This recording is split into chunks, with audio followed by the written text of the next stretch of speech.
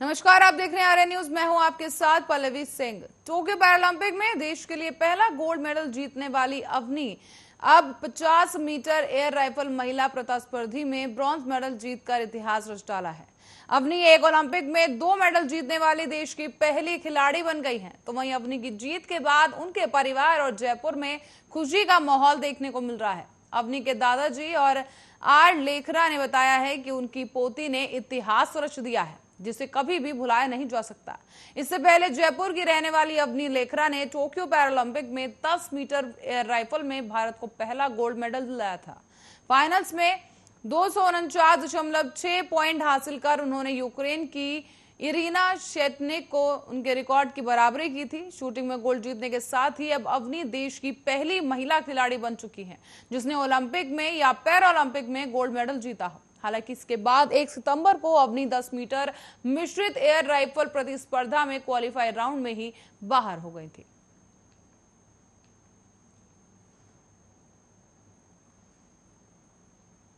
और राजस्थान के 6 जिलों के जिला परिषद सदस्यों और पंचायत समिति सदस्यों के चुनाव का शनिवार को रिजल्ट सामने आएगा।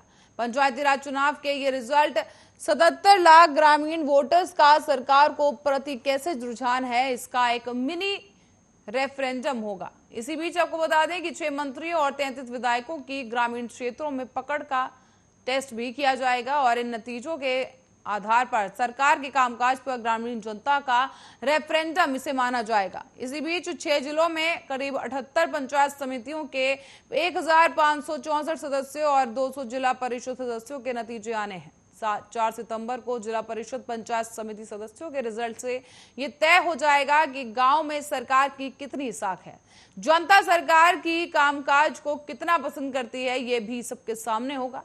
इसी बीच आपको बता दें, जो भी निर्णय सामने आएगा, अगर कांग्रेस के पक्ष में रहता है तो गहलोत सरकार इसे अपने कामकाज पर मोहर बताकर भुनाएगी और अगर ऐसा नहीं हो पाता है तो सरकार पर विपक्ष के साथ ही पार्टी के भीतर भी विरोध खेमा सवाल उठा देगा। सत्ताधारी पार्टी को इस चुनाव में फायदा मिलता आया है और ऐसे में जिला प्रमुख और प्रधान के चुनावों में जोड़ तोड़ के नतीजे बदल भी सकते हैं। ऐसे में क्रॉस वोटिंग की आशंका के चलते बड़े बंदी भी कर दी गई है।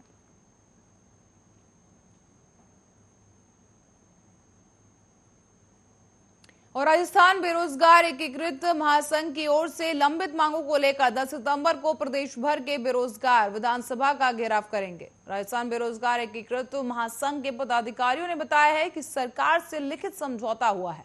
सरकार के मंत्रियों ने ही बेरोजगारी की मांग को जल्द से जल्द पूरा करने का वादा किया था, लेकिन अब तक सरकार ने इनकी मांग पूरी नहीं की है और प्रदेश भर के लोग जो हैं वो परेशान है और परेशान बेरोजगार अब सरकार के खिलाफ फिर से एक बार आंदोलन करेगा। राजस्थान बेरोजगार एकीकृत महासंघ के उपेंद्र यादव ने बताया है कि सरकार पिछले लंबे समय से लंबित भर्ती प्रक्रिया को पूरा नहीं कर रही है और इसी की वजह से अब हजारों की संख्या में अभ्यर्थियों को परेशान होना पड़ रहा है।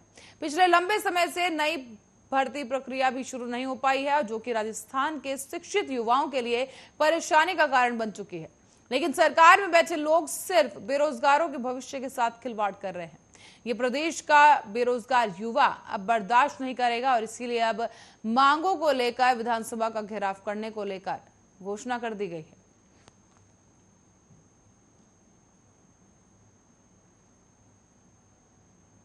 और राजस्थान में कोविड को लेकर एक बार फिर से राहत भरी खबर सामने आई है। संक्रमण की रफ्तार सुस्त पड़ने के साथ ही अब रिकवर होने वालों की संख्या में बढ़ोतरी देखी जा रही है और इसी का असर एक बड़े राज्यों में राजस्थान देश का सबसे कम एक्टिव मरीजों वाला प्रदेश बन गया है।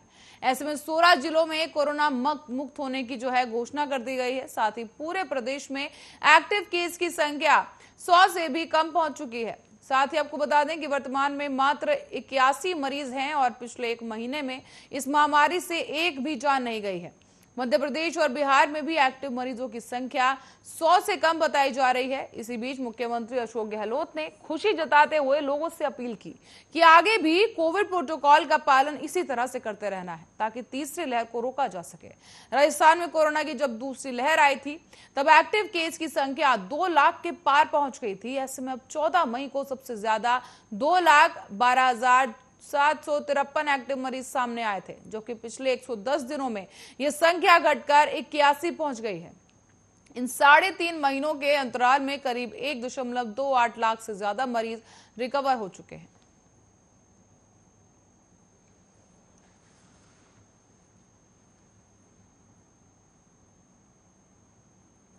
और प्रदेश में मानसून की बेरुखी से 10 जिले अभी भी जल संकट में हैं।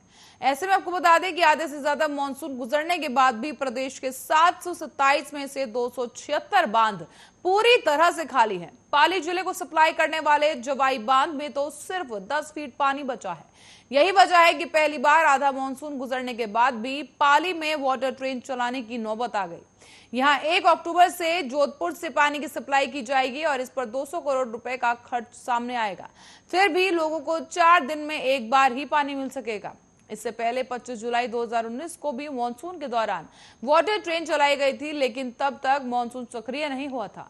यही हाल जयपुर समेत 4 जिलों की प्यास बुझाने वाले बीसलपुर बांध का भी है, जहां पर सिर्फ 32% पानी बचा है।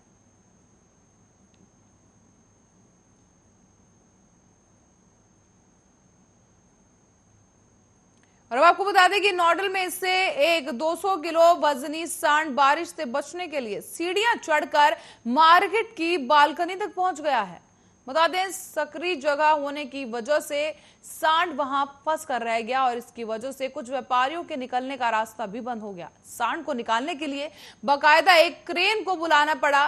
तस्वीरों में आप देख सकते हैं किस तरीके से क्रेन की मदद से इस सांड को वहां से रेस्क्यू किया जा रहा है और नीचे उतारा जा रहा है। आपको बता दें, वेटरनरी डॉक्टर की मदद से सांड को बेहोश कर क्रेन के जरिए नीचे उतारा गया और इस पूरे रेस्क्यू को करने में 4 घंटे का समय लगा है। इस दौरान मौके पर लोगों की भीड़ भी जमा हो गई और सभी ने इसका एक वीडियो बनाया है और ये वीडियो वायरल होने के बाद से काफी ज्यादा चर्चा में आ चुका है।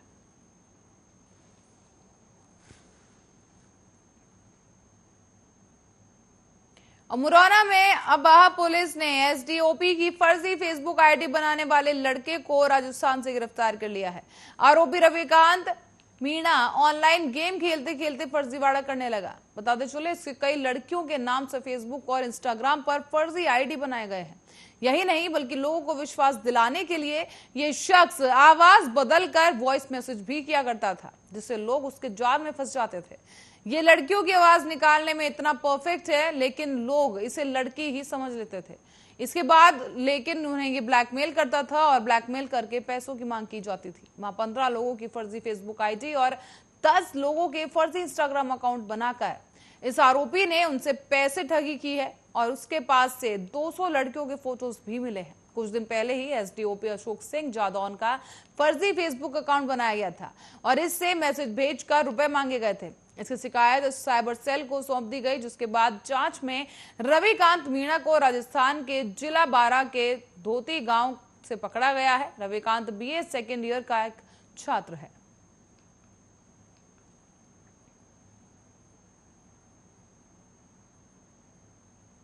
बढ़ेंगे अगली खबर की ओर, जहां बीकानेर के धोरों से मिली युवक की लाश का एक राज खुल गया है। बता दें, ये एक मर्डर मिस्ट्री है जिसे उसके दोस्त ने ही अंजाम तक पहुंचाया था। ये लाश पुलिस को मिली है और युवक ने जिस कारण अपने दोस्त की हत्या कर दी, वो बहुत ही मामूली सी बात सामने आई है। इस बात से निश्चिंत होकर कि हत्या कर दी गई कि वो पकड़ा नहीं जाएगा, कम से कम परेशानी से तो पीछा छूटेगा।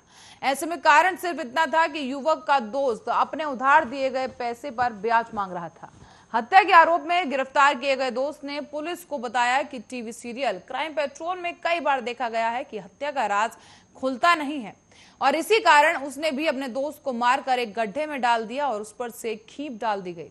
रोज रोज की उसकी ब्याज की डिमांड से पीछा छुड़ाने के लिए हत्याकांड को रचा गया। सीरियल की कहानियों से वो मान बैठा था कि वो पकड़ा नहीं जाएगा, लेकिन पुलिस ने आखिरकार इस हत्याकांड का भांडाफोड़ किया है और आरोपी को गिरफ्तार कर लिया गया।